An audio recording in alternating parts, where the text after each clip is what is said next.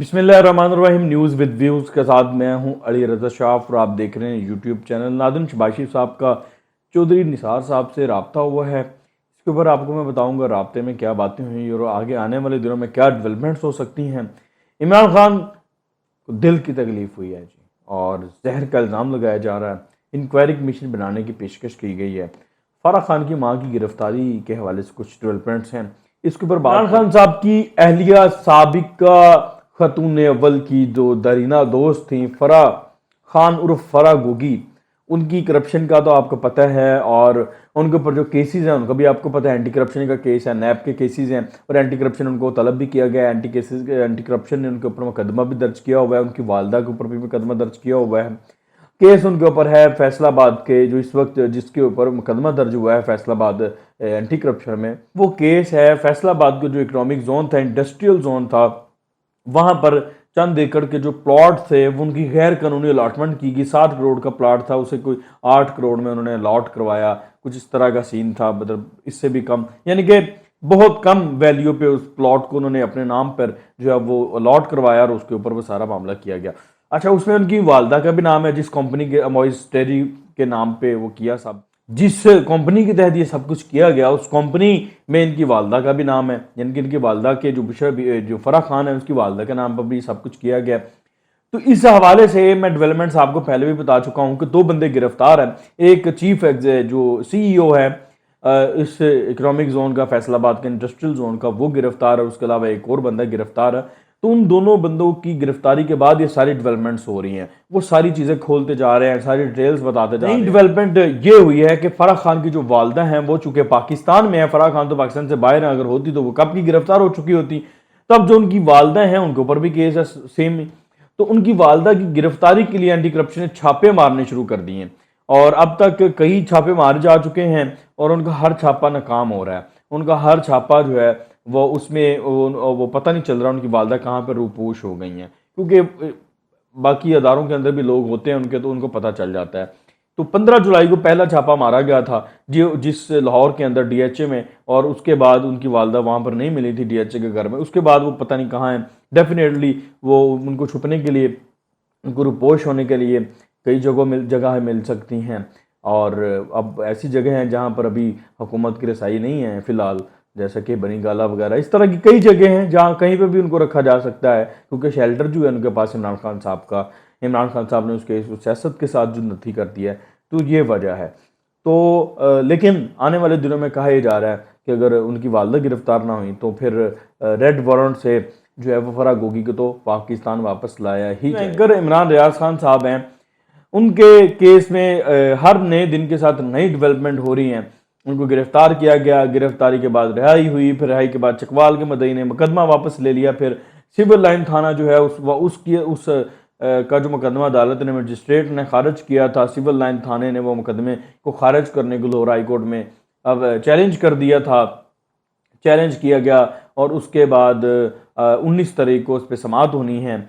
अच्छा, दूसरी तरफ इमरान रियाज खान साहब ने पहले तो 2 दिन पहले जो है वो ये क्लेम करना शुरू कर दिया, या इमरान रियाज साहब की तरफ से या उनके वकील की तरफ से, कि उनको मुबैना तौर पर जहर दिया गया है, स्लो पॉइजनिंग की गई है, जिसकी वजह से उनकी जिस्म में, उनकी बॉडी में जो है वो गैर मामूली तब्दीलियाँ रोनमा हो रही हैं, उनकी नींद डिस्टर्ब हो रही है। कुछ इस तरह की बातें उन्होंने करना शुरू कर दी। फिर उसके बाद उन्होंने ये कहा कि हमने डॉक्टर्स के पास जाके, अपनी जो टीम है डॉक्टर्स की, उनके पास जाके चेकअप करवाया, मुआयना करवाया बाकायदा तौर पर। तो डॉक्टर्स ने ये कहा कि 90% आपको जो है वो स्लो पॉइजन की गई, आपको जहर दिया गया है, और उसको श्योर करने के लिए आपको पाकिस्तान से बाहर एक लैब है जर्मनी की, वहाँ से टेस्ट करवाना होगा, और उस लैब का जो कलेक्शन सेंटर है वो दुबई के अंदर है। तो आप वहाँ पे दुबई में जाके अपना सैंपल दे दें, फिर जर्मनी से वो टेस्ट की रिपोर्ट हमें मौसूल हो जाएगी, फिर हम श्योर हो जाएंगे कि वाकई आपको जहर दिया गया है या नहीं।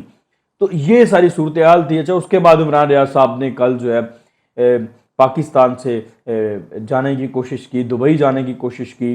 वो सुबह बिल्कुल सुबह जो है वो 4 बजे जो है वो दुबई जा रहे थे, लाहौर एयरपोर्ट पर उनको रोका गया, एफआईए ने उनको रोका, और फिर उसके बाद उनको बताया गया कि उनके ऊपर एक नई एफआईआर हुई है ननकाना साहब के अंदर। उन्हें बताया गया कि ननकाना साहब की जो एफआईआर है, उस एफआईआर के तहत उनका नाम स्टॉप लिस्ट में है, और उसके इसलिए आपको रोका गया।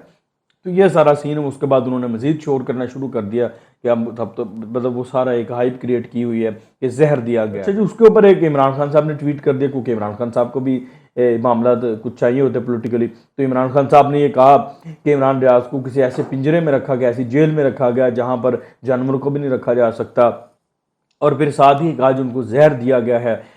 तो इस सारी सूरत हाल पर फिर मरियम नवाज साहिबा का भी रिएक्शन आया। उन्होंने कहा जी आप भूल गए हैं, आपको याद मैं करवा देती हूँ, अगर कहते हैं तो मैं आपको तस्वीर शेयर कर देती हूँ। कोट लखपत की जिस जगह पे मुझे रखा गया था वो असल जो थी वो पिंजरा था, और वो जो है वो बिल्कुल इंतकामी जेल थी। ठीक है, तो जो पंजाब हुकूमत का रिएक्शन आया, पंजाब हुकूमत ने मलिक अहमद खान साहब जो तर्जमान है पंजाब हुकूमत के और वज़ीर कानून भी हैं, उन्होंने ये ऑफ़र करवाई है कि आप हम एक मेडिकल बोर्ड, जो आप डॉक्टर्स कहेंगे, जहाँ के जिस हॉस्पिटल के शौकत खानम के अगर कहेंगे, किसी भी जो जहाँ से भी आप डॉक्टर्स की टीम अपनी सेलेक्ट करना चाहें, हम उनके ऊपर एक बोर्ड बना देते हैं और वो मुआयना करेगी, बाकायदा चेक करेगी कि क्या वाकई आपको जहर दिया गया है या नहीं दिया गया। और फिर साथ ही उन्होंने कहा जी आप अपनी मर्जी की लैब से टेस्ट भी करा सकते हैं पाकिस्तान में, आप शौकत खानम से करा दें, आप आगा खान से करा दें, आप कहीं से भी करा दें।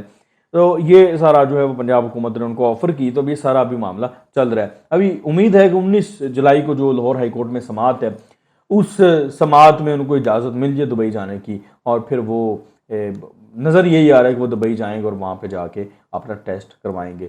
बहरहाल ये एक गैर यकीनी की सूरत हाल पैदा की गई है पाकिस्तान के अंदर। एक शायद मैं श्योर नहीं हूँ, अगर वाकई इमरान रियाज साहब के साथ ऐसा किया गया तो ये कंडेमेबल है, और इसकी जो तहकीकात आ रहा है ये एक माइंड गेम है, जिस तरह से इमरान खान साहब माइंड गेम खेलने को मुझे मारना चाहते हैं।